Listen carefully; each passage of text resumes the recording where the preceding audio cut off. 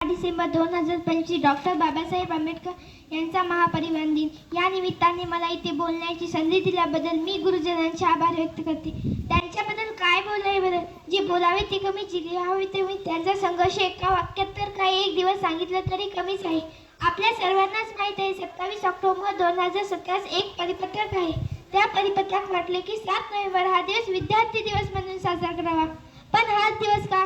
याच दिवशी शैक्षणिक क्षेत्रातील सर्वात मोठी क्रांती घडली व पूर्णतः इतिहासाची खूष बदलणारी दिशा ठरली। तो दिवस म्हणजे 7 नोव्हेंबर। याच दिवशी डॉक्टर बाबासाहेब आंबेडकर यांचा शाळेत प्रवेश झाला होता।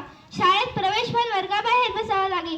एक वेळेस शाळा तपासण्यासाठी इंग्रज अधिकारी आले। त्यावेळेस वर्गातल्या मुलांना प्रश्न विचारला, पण एकाही विद्यार्थ्याला प्रश्नाचे उत्तर आले नाही। पण वर्गाच्या बाहेर बसलेले भीमराव अचूक उत्तर देत होते। त्यावेळेस इंग्रज अधिकाऱ्यांनी शेवटचा प्रश्न त्यालाच विचारला, सांग भीमा, या पृथ्वी तलावरून सर्वात दूरचा ग्रह कोणता?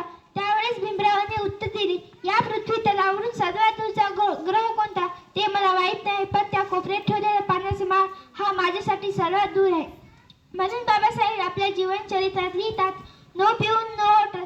ज्या दिवशी शाळेत चपरासी नाही, ज्या दिवशी बाबा पाण्याला पिण्यास पाणी नाही, त्याच वेळी एका छोट्याशा भीमरावाने शपथ घेतली, जोपर्यंत मी आणि माझा बहुजन समाज त्या पिण्याच्या माठापर्यंत पोहोचणार नाही तोपर्यंत मी शिक्षण सोडणार नाही। एवढे बोलून मी माझे 2 शब्द संपवते। जय हिंद, जय